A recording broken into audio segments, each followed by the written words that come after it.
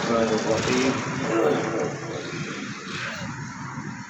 حتى إذا جاء أحدهم الموت قال رب ارجعون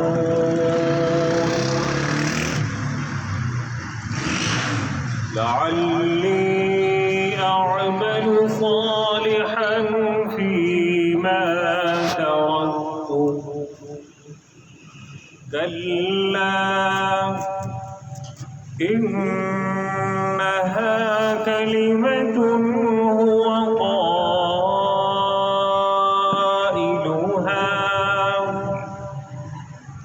ومن ورائهم برزخ إلى يوم يبعثون.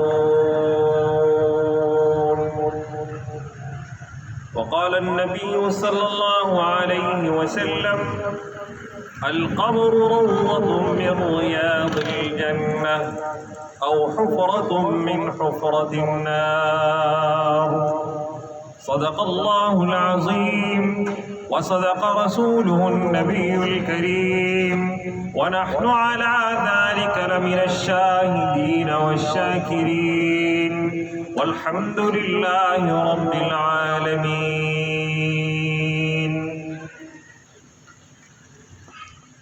اللہ رب العالمین نے ہمیں یہ زندگی عطا فرمائی اور اس زندگی کے بارے میں اللہ رب العالمین نے یہ بات ذکر فرمائی ہماری مقصد حیات کو، ہماری مقصد پیدائش کو، ہماری مقصد تخلیق کو رب کریم نے یوں بیان فرمایا کہ وَمَا خَلَقْتُ الْجِنَّ وَالْإِنسَ إِلَّا لِيَعْبُدُونَ، ہم نے جنات اور انسانوں کو صرف اس لیے پیدا کیا کہ وہ ہماری بندگی کرے. اللہ رب العالمین نے یہ زندگی عطا کی، اللہ رب العالمین نے زندگی کی ان گنت نعمتیں عطا فرمائی اور یہ بات ذکر فرمائی کہ وَإِن تَعُدُّوا نِعْمَةَ اللَّهِ لَا تُحْصُوهَا، اگر تم اللہ کی نعمتوں کو گننا چاہو، شمار کرنا چاہو، اللہ کی نعمتوں کو گن نہیں سکتے، اللہ کی نعمتوں کو شمار نہیں کر سکتے. یہ اللہ کی رحمت ہے کہ اللہ رب العالمین نے ہمیں آخرت کی کامیابی، آخرت میں بڑے انعامات کے حصول کے لیے ایک موقع عطا فرمایا، زندگی کا ایک موقع عطا فرمایا کہ ہم اس میں نیک عمل کر لیں، ہم اس میں اللہ رب العالمین کی معرفت حاصل کر لیں، اس میں ہم رسول اللہ صلی اللہ علیہ وسلم کے طریقے کے مطابق اپنی زندگیوں کو ترتیب دے دیں تاکہ پھر اللہ کی رضا حاصل ہو اور جنت کی ابدی زندگی حاصل ہو. عزیزان محترم، جب انسان اس زندگی کی تکمیل کرتا ہے، اپنی زندگی مکمل کر لیتا ہے، پھر دوسرے جہان منتقل ہوتا ہے، اس کو ہم موت کہتے ہیں. کہ جب کوئی مر جاتا ہے ہم کہتے ہیں آدمی وفات پا گیا، وہ آدمی کا انتقال ہو گیا، وہ آدمی دوسرے جہان چلا گیا. عام لفظوں میں کہتے ہیں اللہ کو پیارا ہو گیا، یعنی اللہ کی طرف منتقل ہو جاتا ہے انسان. اس کے بعد اب یہاں پر جو چیز ہے اس چیز کو سمجھنا ہے کہ انسان کی جب وفات ہو جاتی ہے وہ ایک اور دنیا کے اندر منتقل ہو جاتا ہے، ایک اور جہان میں چلا جاتا ہے جہاں اس کے ساتھ کچھ معاملات ہوتے ہیں. نیک آدمی کے ساتھ الگ معاملات ہیں، برے آدمی کے ساتھ الگ معاملات ہیں، مسلمان کے ساتھ الگ معاملات ہیں، کافر کے ساتھ الگ معاملات ہیں. رب کریم نے کیا فرمایا قرآن مجید کے اندر؟ حَتَّى إِذَا جَاءَ أَحَدُهُمُ الْمَوْتُ قَالَ رَبِّ ارْجِعُونَ. جب اس آدمی کی موت کا وقت آتا ہے، وہ آدمی کہ جس نے دنیا کے اندر اللہ کی نافرمانی کی زندگی گزاری ہوتی ہے، وہ آدمی کہ جو اس دنیا کی زندگی میں اللہ کا باغی بن کر زندہ رہا ہوتا ہے، وہ آدمی جس نے ساری زندگی اللہ کی نافرمانیاں کی ہوتی ہے، موت کو بھول چکا تھا، آخرت کو بھول چکا تھا، قبر کو بھول چکا تھا، حساب کتاب کو بھول چکا تھا. ان ساری چیزوں سے اپنی توجہ کو ہٹا کر وہ نافرمانی کی زندگی گزارتا رہا. جب موت کا وقت آ گیا، اللہ کے حضور حاضر ہونے کا وقت آ گیا، تب وہ کیا کہتا ہے ہے قال رب ارجعون، اے اللہ مجھے ایک موقع اور عطا فرما دیجئے، مجھے واپس زندگی عطا فرما دیجئے، مجھے پھر صحت دے دیجئے، مجھے پھر جوانی دے دیجئے، مجھے پھر طاقت دے دیجئے، مجھے پھر اولاد دے دیجئے، مجھے پھر وہ مال اور دولت، کاروبار، وہ خوشیاں، وہ صحت، وہ طاقت، وہ ساری چیزیں واپس دے دیجئے، لعلی اعمل صالحا فیما ترکت، ہاں مجھے یہ زندگی واپس دے دیجئے تاکہ میں پھر نیک عمل کروں، پھر میں اس واپس جا کر نیک عمل کروں، اس زندگی کو میں جو چھوڑ آیا ہوں، وہ دنیا جو میں چھوڑ آیا ہوں، وہ جو کاروبار میں چھوڑ آیا ہوں، وہ جو خاندان قبیلہ میں چھوڑ آیا ہوں، وہ جو میں ساری چیزیں چھوڑ آیا ہوں، ہاں مجھے دوبارہ زندگی کا موقع دے دیجئے، میں پھر جا کر عبادت کروں گا، میں پھر جا کر نیکی کروں گا۔ یہ آدمی کب کہتا ہے؟ جب موت سے واسطہ پڑتا ہے، جب قبر کو دیکھتا ہے، جب آخرت کو دیکھتا ہے، جب حساب کتاب کو دیکھتا ہے، جب منکر نکیر سے ملاقات ہوتی ہے، جب جہنم کے انگاروں کو دیکھتا ہے، جب سختی کو دیکھتا ہے، موت کی نزع کو محسوس کر لیتا ہے، جب دوسرے جہان منتقل ہو جاتا ہے، جب اللہ کے سامنے پیش ہوتا ہے، تب وہ انسان کیا کہتا ہے؟ اے اللہ مجھے موقع دے دیے، میں اب سمجھ گیا، اب مجھے پتہ چل گیا کہ ہاں آخرت ہے، ہاں جنت جہنم ہے، ہاں اللہ کے سامنے پیشی ہے، ہاں حساب کتاب ہے، ہاں آخرت کی آگ ہے، ہاں میرے اعمال کا محاسبہ ہوگا، آج مجھے پتہ چل گیا ہے، اے اللہ مجھے موقع دے دیجئے۔ اللہ تعالیٰ کیا فرماتے ہیں؟ اللہ تعالیٰ کیا فرماتے ہیں؟ اللہ تعالیٰ اس بندے کو جانتے ہیں، انسان کی فطرت سے واقف ہے، وہ خالق کائنات ہے، وہ مالک کائنات ہے، وہ خلاق ہے، وہ انسان کو پیدا کرنے والا ہے، انسان کے مزاج سے واقف ہے۔ رب کریم نے فرمایا کلا، ہرگز نہیں، ہرگز نہیں، انہا کلمۃ ہوا قائلہا، ارے یہ تو ایک بات ہے جو یہ کر رہا ہے، آج جان چھڑانے کے لیے بات کر رہا ہے کہ مجھے واپس زندگی مل جائے تو میں نیک عمل کروں گا، مجھے واپس زندگی مل جائے تو میں نمازیں بھی پڑھوں گا، میں زکوٰۃ بھی دوں گا، میں روزے بھی رکھوں گا، میں حج بھی کروں گا، میں عمرے بھی کروں گا، میں قرآن کی تلاوت بھی کروں گا، میں اللہ کا ذکر بھی کروں گا، میں گناہ نہیں کروں گا، میں جھوٹ نہیں بولوں گا، میں لقمہ حرام سے اپنے آپ کو بچاؤں گا، نہیں۔ رب کریم نے کیا فرمایا؟ انہا کلمۃ ہوا قائلہا، یہ تو ایک بات ہے جو کر رہا ہے، یہ جو 70 سال دنیا میں رہ کر آیا، یہ جو 80 سال دنیا میں رہ کر آیا، یہ جو 100 سال دنیا میں گزار کر آیا، یہ جو 60 سال زندگی گزار کر آیا، وہ جو اس کا خاندان تھا، وہ جو اس کا قبیلہ تھا، وہ جو اس کے مال اور دولت تھی، وہ جو اس کا کاروبار تھا، وہ جو اس کی صحت تھی، وہ جو اس کا تکبر تھا، وہ جو اس کی بڑائی تھی، اس وقت اس کی بات کہاں گئی تھی؟ اس وقت اس نے کیوں نہیں کہا کہ اللہ تو نے مجھے اتنی نعمتیں دی ہیں، آج میں تیری بندگی کروں گا؟ اس وقت اس نے نہیں کیا۔ یہ کیوں کہتا ہے؟ جب اس نے اگلے سامنے جہنم کو دیکھا، آگ کو دیکھا، اب اس کو سمجھ میں آیا کہ ہاں وہ جو قرآن کہتا تھا قیامت ہے، وہ جو رسول اللہ صلی اللہ علیہ وسلم کی حدیثیں تھی کہ قیامت میں حساب ہوگا، یہ تو واقعی سچ نکل آیا، یہ تو واقعی وہ معاملہ ہو گیا۔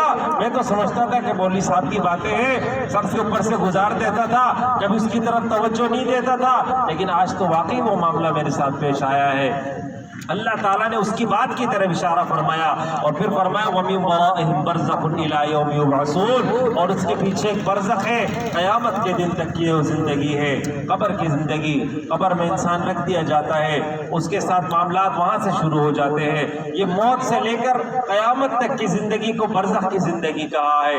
برزخ کسے کہتے ہیں؟ پردہ، جس طرح ایک پردہ ہوتا ہے، ہمیں اس سائڈ کا پتہ نہیں چلتا کیا ہے، آپ اس دیوار کے پیچھے نہیں جانتے کیا ہو رہا ہے، کوئی آواز بھی اس کی نہیں سن پاتے، کوئی بیٹھا ہے، کوئی جاگ رہا ہے، کوئی سو رہا ہے، کوئی بول رہا ہے، کوئی کھا رہا ہے، کوئی کیا کس حال میں ہے، آپ کو نہیں پتہ چلتا کیا ہے۔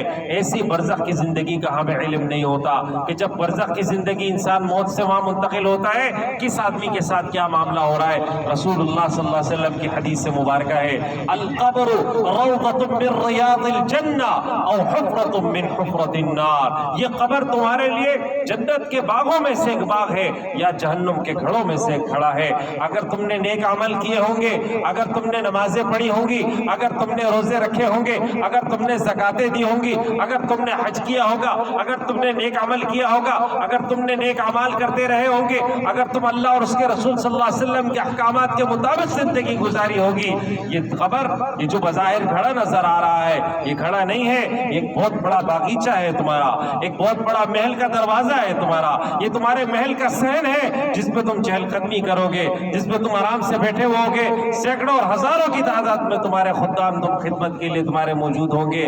لیکن یہ بات یاد رکھو، اگر اس دنیا میں کفر کی زندگی گزاری ہے، اگر اس دنیا میں شرک گزاری ہے، اگر اس دنیا میں اللہ اور اس کے رسول کے باغی بن کے زندگی گزاری ہے، حرام مال کھا کھا کر زندگی گزاری ہے، حرام کام کر کر کے زندگی گزاری ہے، تو پیارے آقا مصطفیٰ کریم علیہ السلام نے فرمایا او حفرۃ من حفرۃ النار، یا پھر جہنم کے گھڑوں میں سے گھڑا ہوگا، اس کے اندر آگ جل رہی ہوگی، اس میں دہکتے انگارے ہوں گے، اس میں بڑے بڑے مگرمچھ ہوں گے، اس میں بڑے بڑے اژدہا ہوں گے، اس میں بڑے بڑے سانپ ہوں گے، اس کے اندر بڑے بڑے گرز ہوں گے، اس میں فرشتے تمہیں مار رہے ہوں گے، پیٹ رہے ہوں گے، آگ میں جلائے جا رہے ہوں گے، یہ قبر تمہارے لیے جہنم کے گھڑوں میں سے گھڑا بن جائے گی۔ اس لیے اس قبر کو ہم اپنے اعمال کے ذریعے باغ بنا سکتے ہیں۔ جس طرح میرے بھائیوں اور دوستوں، آپ کو زمین کا کوئی ٹکڑا ملتا ہے، آپ کو کہا جاتا ہے آپ اس کو سجائیں اور سنواریں، آپ کیا کرتے ہیں؟ آپ اعلیٰ امریکی گھاس لے کر آتے ہیں اور اس میں لگاتے ہیں، آپ گلاب کا پودا لاتے ہیں، آپ چمیلی کا پودا لاتے ہیں، آپ دوسرا پودا لے کر آتے ہیں،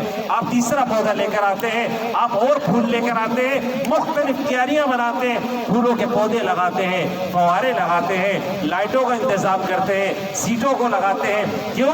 اس لیے کہ آپ اس کو خوبصورت کرنا چاہتے ہیں، منظر کو خوبصورت۔ یہ اعمال ہمارے آخرت کو خوبصورت کرنے والے ہیں۔ ہم جب نماز پڑھتے ہیں اعمال سے جنت خوبصورت ہوتی ہے، ہم جب قرآن کی تلاوت کرتے ہیں اعمال سے جنت خوبصورت ہوتی ہے، ہم جب رسول اللہ صلی اللہ علیہ وسلم پر درود پڑھتے ہیں اعمال سے جنت خوبصورت ہوتی ہے، ہم جب توبہ کرتے ہیں اعمال سے جنت خوبصورت ہوتی ہے، کوئی بھی نیک عمل کرتے ہیں جنت ہماری خوبصورت ہوتی جاتی ہے، اس میں اور پھول لگتے رہتے ہیں، اور جس طرح ہم گناہ کرتے ہیں اس طرح آگ بھڑکتی ہے۔ آپ ابتدا میں جب آگ جلاتے ہیں، سردی کا موسم ہے، آپ کو تجربہ حاصل ہے، شروع میں چھوٹی لکڑیاں آگ جلاتے ہیں، پھر آگ میں اور بڑی لکڑیاں ڈالتے ہیں، آپ پیٹرول ڈالتے ہیں، مٹی کا تیل ڈالتے ہیں، آگ اور بھڑکتی رہتی ہے اور اور زیادہ ہو جاتی ہے۔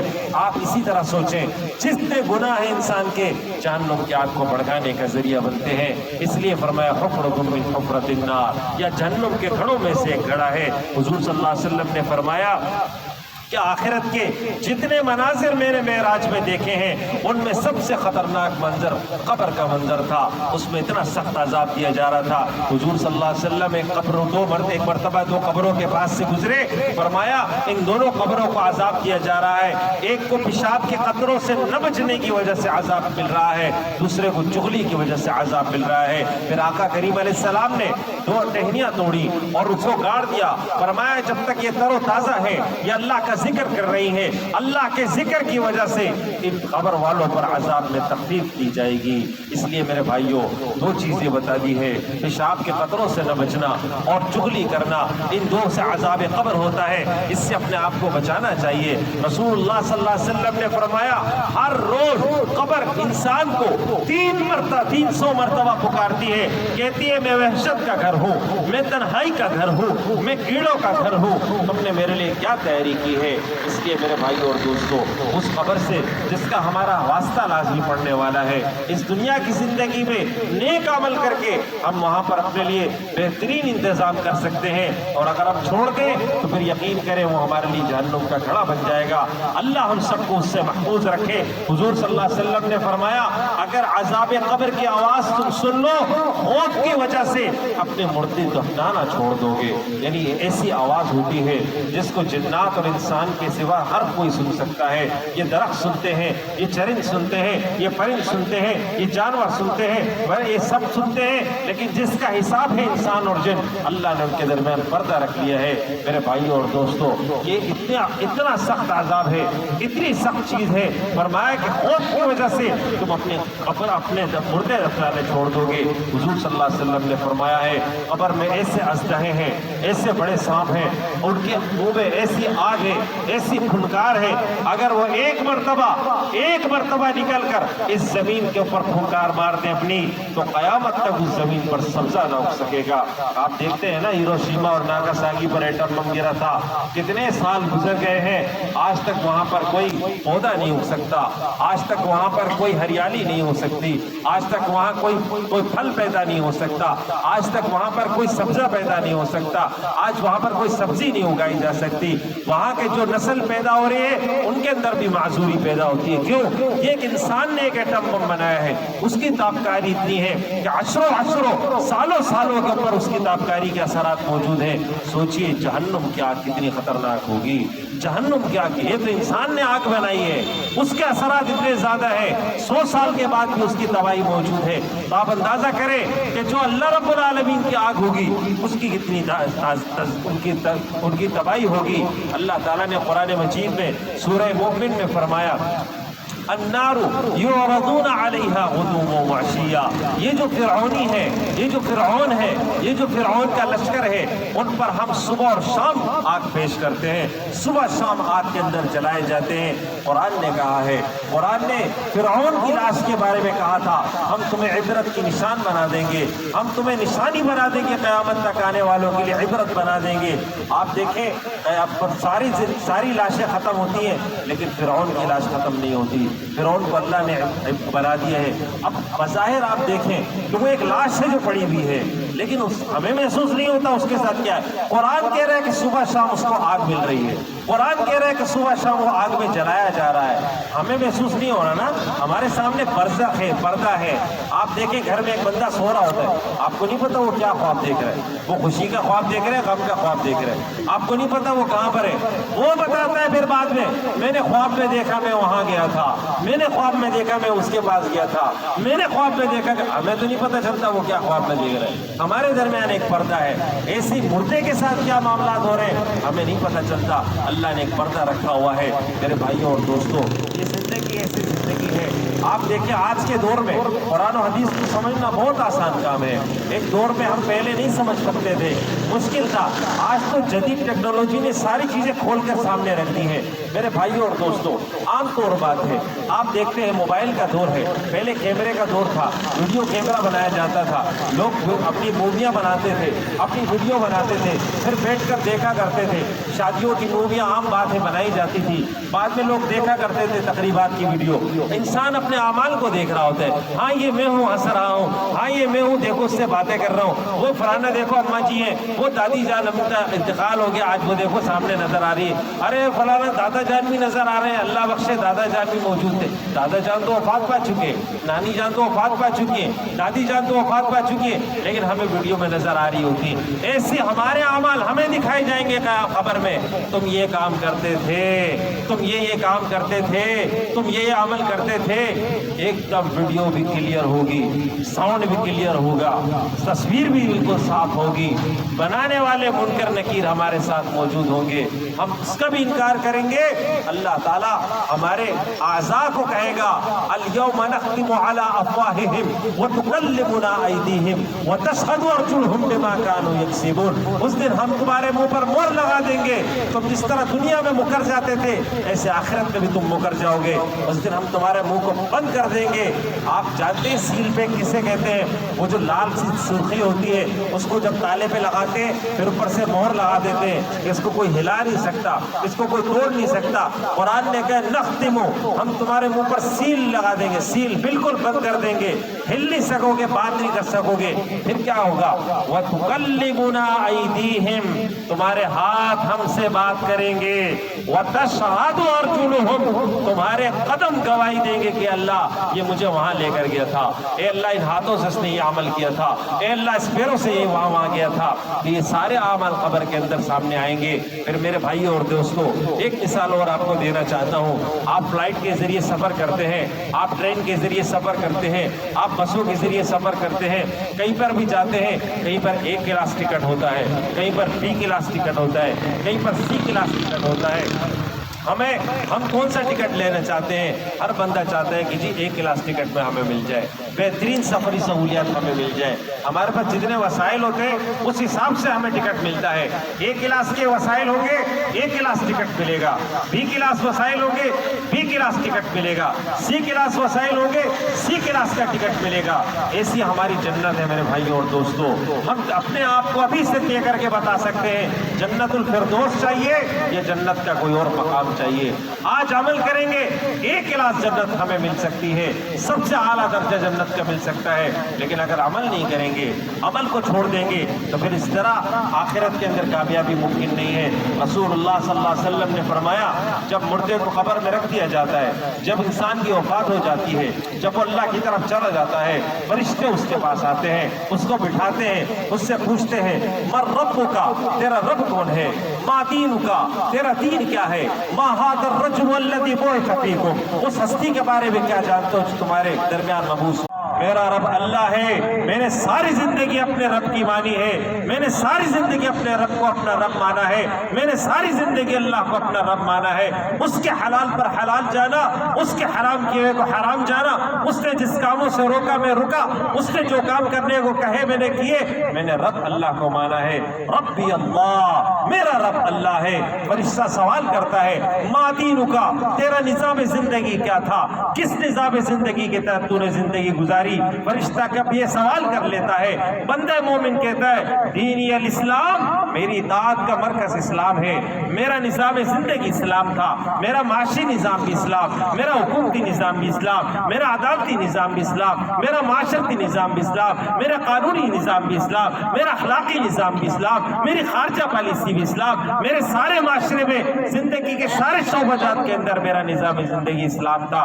پھر فرشتہ سوال کرتا ہے ما ھذا الرجل الذی بعث فیکم، اس ہستی کے بارے میں کیا جانتے ہو جو تمہارے درمیان مبعوث ہوئے تھے؟ وہ کہے گا ھذا رسول اللہ صلی اللہ علیہ وسلم، یہ اللہ کے رسول صلی اللہ علیہ وسلم ہے، یہ میری محبتوں کے مرکز ہے، یہ میری شفاعت کی امید ہے، آخرت کی کامیابی کی ضمانت ہے، میں نے ساری زندگی ان کی اطاعت کی ہے، ان کے فرمان کے مطابق زندگی گزاری ہے۔ آقا کریم علیہ السلام نے فرمایا اور کافر ہوگا، مشرک ہوگا، منافق ہوگا، کہے گا میں نہیں جانتا رب کون ہے، میں نہیں جانتا دین کیا ہے، میں نہیں جانتا اس ہستی کو یہ کون ہے، لوگوں سے سنا کرتا تھا، مجھے اس سے زیادہ اس کے بارے میں کوئی علم نہیں ہے۔ تب اگر بندہ مومن ہے تو فرشتے پہلے جہنم کی کھڑکی کھول کر دکھاتے ہیں اسے کہ دیکھو اگر تم کافر ہوتے، اگر تم مشرک ہوتے، اگر تم اللہ کے باغی ہوتے تو یہ جو تمہارے سامنے کھڑکی اور یہ جو دھکتی آگ ہے، یہ جو انگارے ہیں، یہ جو خطرناک ترین وادی ہے آگ کی، یہ تمہارا مستقبل ہوتا،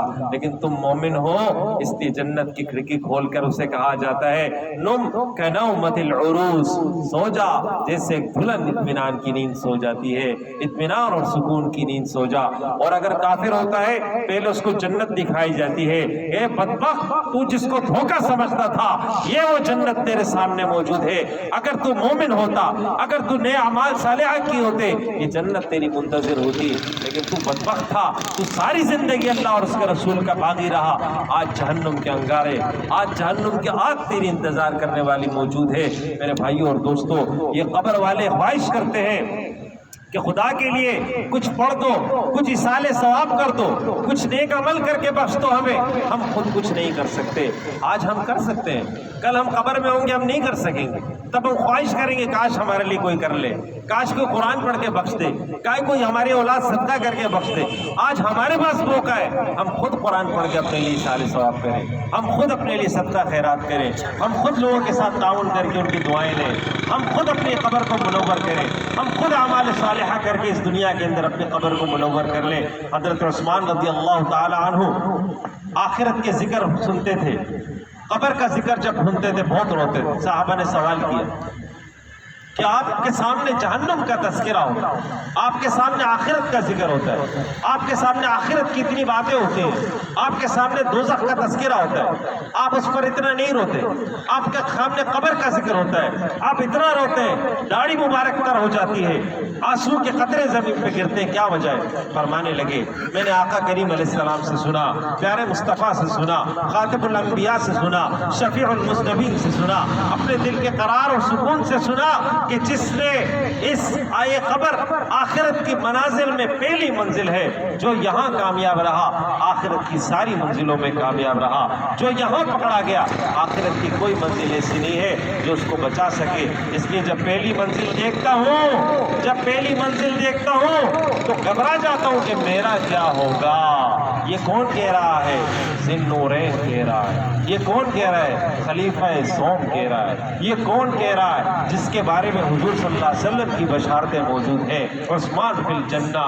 یہ وہ کہہ رہا ہے جس کے بارے میں حضور کی بشارت ہے کہ عثمان آج کے بعد کوئی عمل نہ کرے، ایک یہ انفاق کی نیکی اس کے لیے کافی ہے۔ وہ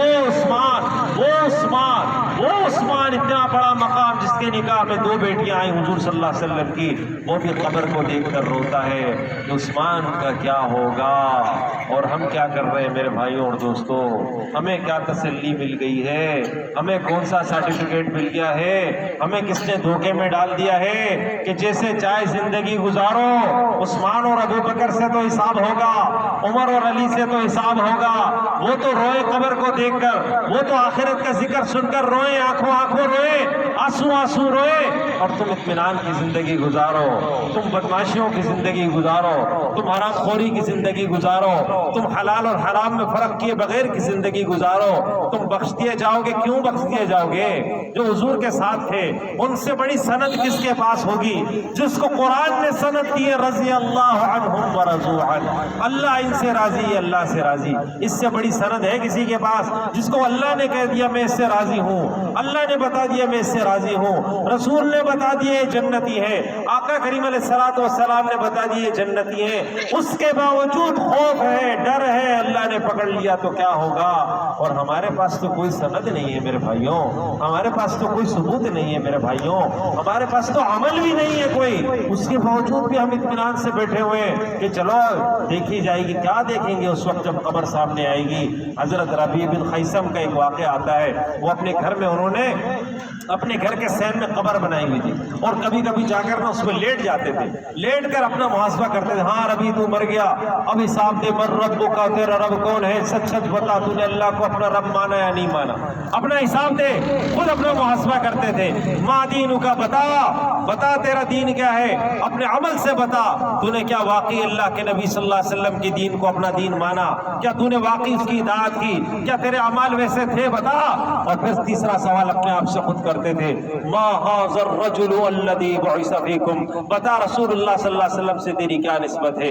حضرت ربیع بن خیثم خود اپنا محاسبہ کرتے، پھر تھوڑی دیر بعد اٹھ کے بیٹھ جاتے، ربیع مبارک ہو، اللہ نے تجھے دوسری زندگی دی ہے، اٹھ جا، اب جا کر نیک عمل کر لے، اب تک تو نے نہیں کیے نا، اب تجھے اللہ نے دوسری زندگی دی ہے، اب جا اپنا نیک عمل کر لے، آج سے اپنا نیک عمل کر۔ یہ وہ لوگ تھے محدثین، یہ وہ لوگ تھے فقہا، یہ وہ لوگ تھے جو اللہ کے بندے تھے، ان کا یہ حال تھا کہ وہ قبر کو دیکھ کر ان کی کیفیت یہ تھی۔ ہم کہاں بھول گئے؟ ہم تو قبر کو بھول گئے، قبر کی زندگی کو بھول گئے، آخرت کی زندگی کو بھول گئے، آخرت کے محاسبے کو بھول گئے، آخرت کے حساب کتاب کو بھول گئے، چھوڑ دیا کہ آخرت کا حساب کتاب بھی کوئی شے ہے، آخرت میں بھی اللہ کے سامنے ہم نے جانا ہے۔ عزیزان محترم، اسی طریقے سے ایک آدمی تھا، اس نے کسی کو قتل کر دیا، اس طریقے سے قتل کیا کہ وہ آدمی ایمان لایا، لیکن اس نے کہا کہ نہیں تو جھوٹ بول رہا ہے، اور اس کے ایمان کو قبول نہیں کیا بلکہ اس کو قتل کر دیا۔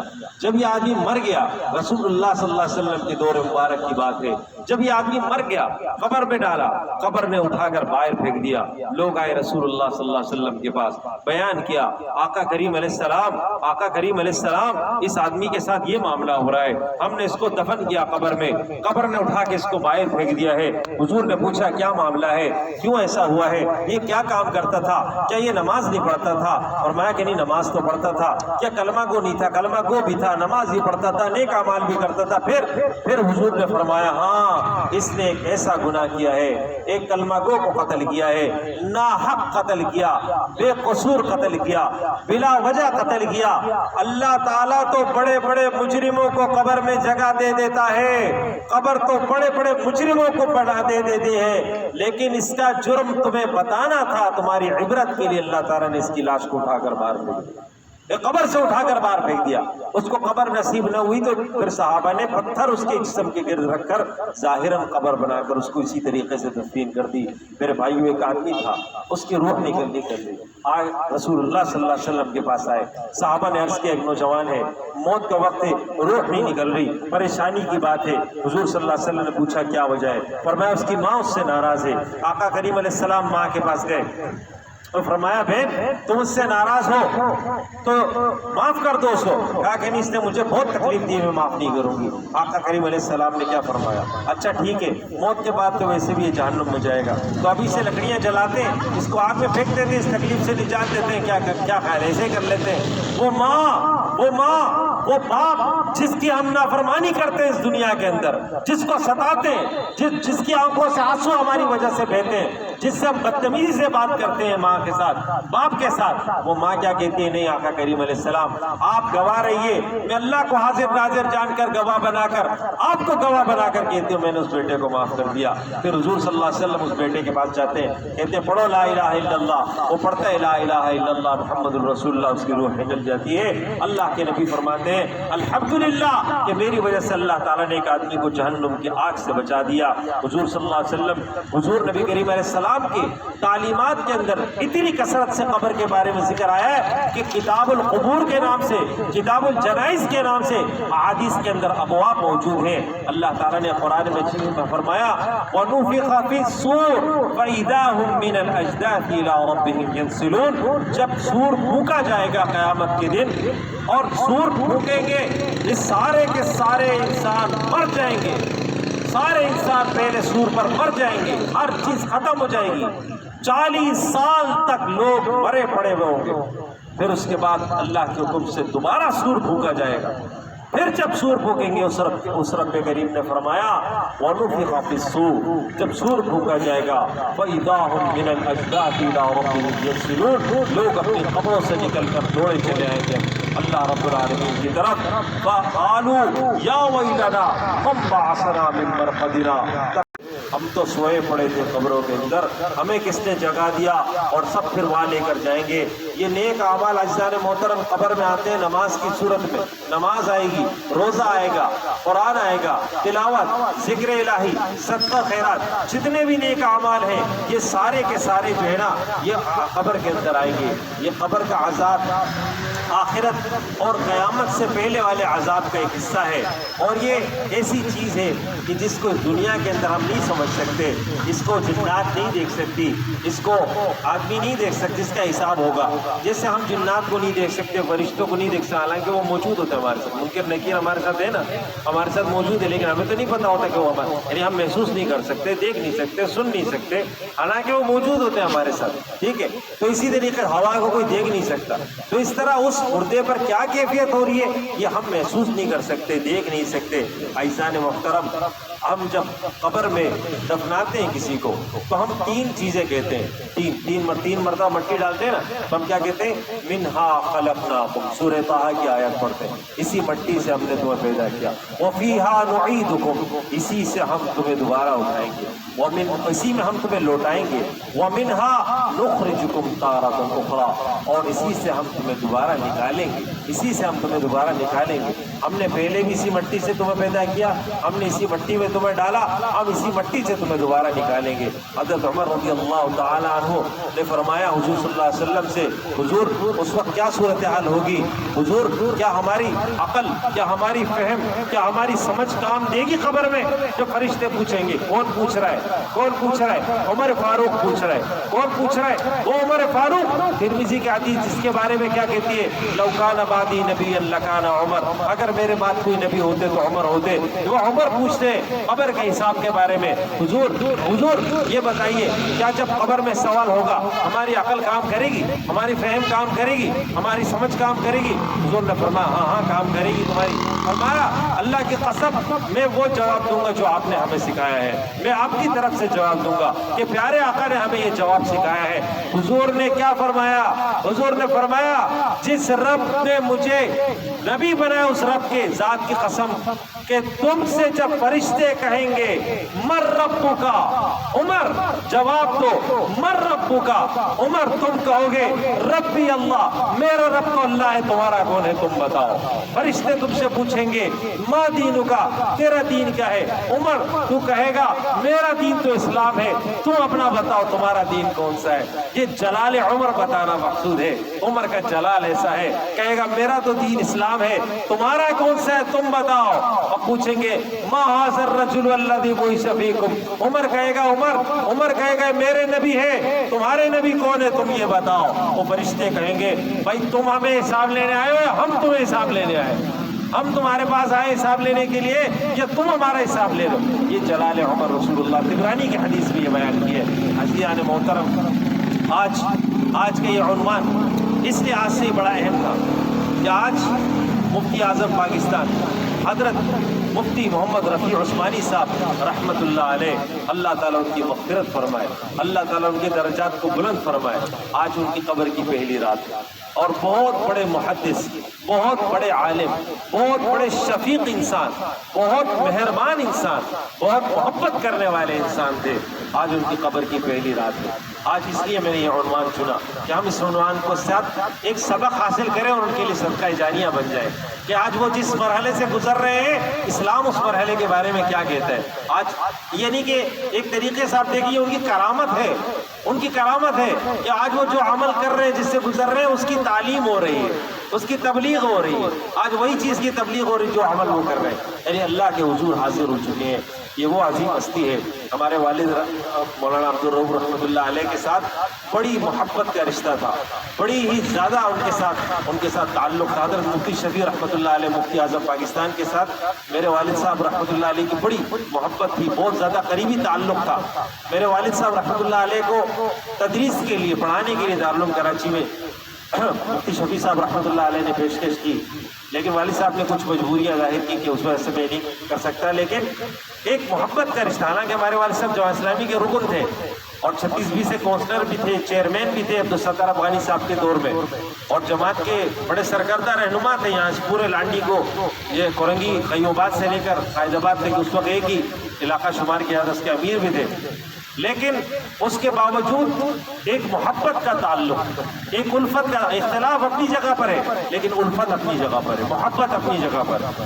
اور میں نے دیکھا، میں والد صاحب کے ساتھ گیا دارالعلوم کراچی، تو حضرت مفتی صاحب رحمۃ اللہ علیہ مسجد میں تشریف فرما تھے، مفتی رفیع عثمانی صاحب، تو ہمیں دیکھ کر ایک دم کھڑے ہو گئے کہ مولانا صاحب آئے، پھر والد صاحب کے ساتھ بہت بغلگیر ہوئے بہت دیر تک اور بڑی محبت سے پیش آئے۔ کل میں نے کچھ تحریر لکھی تھی ان کی یادوں پر مشتمل، تو میرے بڑے بھائی نے بتایا کہ ایک مرتبہ والد صاحب گئے ان سے ملنے کے لیے، میں بھی ساتھ تھا، تو حضرت مفتی رفیع عثمانی صاحب رحمۃ اللہ علیہ نے فرمایا مولانا صاحب مجھے آپ سے بہت محبت ہے، اور پھر فرمایا کہ صحیح مسلم شریف کی حدیث ہے، حضور صلی اللہ علیہ وسلم نے فرمایا کہ تم جس سے محبت کرو اس کو بتاؤ کہ مجھے تم سے محبت ہے، اس لیے میں آپ کو بتا رہا ہوں کہ مولانا صاحب مجھے آپ سے بڑی محبت ہے۔ میرے بھائیوں اور دوستوں، آپ یقین کریں بہت زیادہ، یعنی کہ کئی مواقع آئے اور میں نے ان کو دیکھا اور بڑی شفقت فرمائی۔ ایک مرتبہ ایک موقع ایسا تھا، ان سے ملاقات تھی اور میں وہاں، میرے بڑے بھائی نے مجھے کہا کہ تم وہاں جاؤ، میں گیا ان کے پاس، میں اور مفتی صاحب اکیلے بیٹھے باتیں کر رہے تھے، مجھ سے کچھ چیزیں پوچھی، میں نے بتائی۔ کچھ دن پہلے میری ان سے ملاقات ہوئی تھی، مجھ سے نام پوچھا، میں نے کہا جی ہدایت اللہ۔ اب کچھ دن بعد اتنے بڑی ہستی ہے نا، یہاں پر انسان اور زیادہ ان پر پیار اور زیادہ ان کی عقیدت دل میں بیٹھ جاتی ہے کہ کئی دن بیچ میں گزر گئے، پھر میں نے مجھے کہا ہدایت اللہ، میں نے کہا کیسے نام یاد ہے آپ کو نا، یعنی میں ایک عام انسان ہوں، دوسری آپ سے تیسری ملاقات ہے میری، لیکن میرا نام انہوں نے یاد رکھا ہوتا ہے کہ مولانا صاحب کا بیٹا ہے۔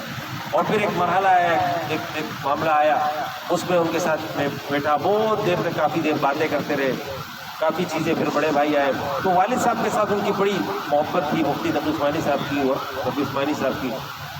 ان کا انتقال ہوا تو دل بڑا اداس ہوا، ان کے حالات، ان کے واقعات میں نے کچھ لکھے بھی تھے، تو آج جب وہ رخصت ہوئے تو یقیناً پاکستان کا ایک بہت بڑا نام، بہت بڑے عالم، امت مسلمہ کا سرمایہ اور افتخار، پورے پاکستان کے سب سے بڑے مفتی، سب سے بڑے عالم، اور ظاہری بات ہے کہ ہمارے اس علاقے کے لیے، اس پوری لانڈی کورنگی کی آبادی کے لیے شفیق، ایک مہربان ہستی تھے ہمارے لیے، اور بہت بڑے، بہرحال اللہ تعالیٰ نے ان کو علم دیا تھا، اور ان کی خاص بات تھی کہ وہ اتحاد امت کے داعی تھے، امت کو جوڑنا چاہتے تھے، امت کو توڑنا نہیں چاہتے تھے، سب کو اپنے قریب کرتے تھے، پاکستان سے بہت زیادہ محبت کرتے تھے، پاکستانیت کو پیدا کرنے کی کوشش کرتے ہیں کہ لوگوں اپنے اس وطن سے محبت کرو، اپنے ملک سے محبت کرو، یہ اللہ کی نعمت ہے، اللہ کی نعمت ہے۔ تو اس لیے اب دیکھیں ہمارے یہاں ذرا سی بات پر اختلاف ہوتا ہے، لوگ ایک دوسرے کے ساتھ میں کیسے تعلق توڑ دیتے ہیں نا، لیکن آپ دیکھیں کہ ہمارے والد صاحب بالکل ایک الگ وقت اس سے تعلق رکھتے تھے، سوچ اور فکر سے، اور مفتی صاحب بالکل الگ سوچ اور فکر سے تعلق، لیکن دونوں میں سگے بھائیوں جیسی محبت کہ بھائی اختلاف ہو اپنی جگہ پر ہے، وہ اپنی بات ہے، لیکن ایک ایمان کا رشتہ، ایک محبت کا رشتہ، ایک اخلاص کا رشتہ، ایک تعلق۔ تو عزیزان محترم، ہم ان کے لیے دعا بھی کرتے ہیں، اللہ تعالیٰ ان کی مغفرت فرمائے، ان کے درجات بلند فرمائے، اور آخرت کی منازل ان کے لیے آسان فرمائے۔ اور حقیقت یہ کہ یہ وہ ہستیاں ہیں جن کے لیے یہ دعا کرنی چاہیے کہ اللہ تعالیٰ ان کی شفاعت ہمیں نصیب فرمائے۔ یہ وہ ہستیاں ہیں جن کو آخرت میں شفاعت کا حق ملے گا، عمومی شفاعت کے اندر علماء کو بھی، محدثین کو بھی، نیک لوگوں کو بھی۔ تو ہم کبھی سوچتے ہیں اس طرح کے، میں آج دن میں سوچ رہا تھا کہ اللہ قیامت کے دن مفتی صاحب سے ملاقات ہوگی تو میں کہوں گا مفتی صاحب میں وہی ہدایت اللہ ہوں جس سے آپ کی ملاقات فلاں باتیں ہوئی تھی، اور آپ نے اس کے لیے یہ فون کیے تھے، آپ نے فلاں یہ بات، تو میں وہ یاد دلا کر کہوں گا کہ حضرت میری شفاعت کروائیں اور مجھے اس مصیبت سے نکالنا ہے۔ تو یہ وہ بڑی ہستیاں ہیں، اور بڑے بڑے علماء کا رخصت ہونا، علم کا رخصت ہونا ہے، علم کا جانا ہے یہاں سے۔ اب وہ نوجوانوں میں وہ علم نہیں ہے جو ان میں تھا، یہ وہ دور کے، یہ انٹرنیٹ والے نہیں ہیں، یہ کتابوں والے تھے، یہ اصلی عالم تھے، انہوں نے محنت کر کے علم حاصل کی۔ یہ وہ تھے کہ جن کی سوچ، ان کی فکر ایک مسئلہ بن جاتا تھا، ایک رائے بن جاتی تھی، یہ وہ علماء ہیں، محدثین تھے یہ۔ اب تو جدید بیچارے وہ کتاب کو جانتے تک نہیں ہے، کچھ سمجھ نہیں آتے تو موبائل اٹھا کے اس میں دیکھ کر مسئلہ بتاتے ہیں، تو کیا پتا ہوتا ہے۔ یہ وہ پڑھے، وہ جو حضور نے فرمایا نا کہ علم اٹھ جائے گا، علم ایسا اٹھے گا کہ علماء اٹھ جائیں گے، علماء اٹھ جائیں گے، بڑے بڑے علماء ہم سے رخصت ہو جائیں گے۔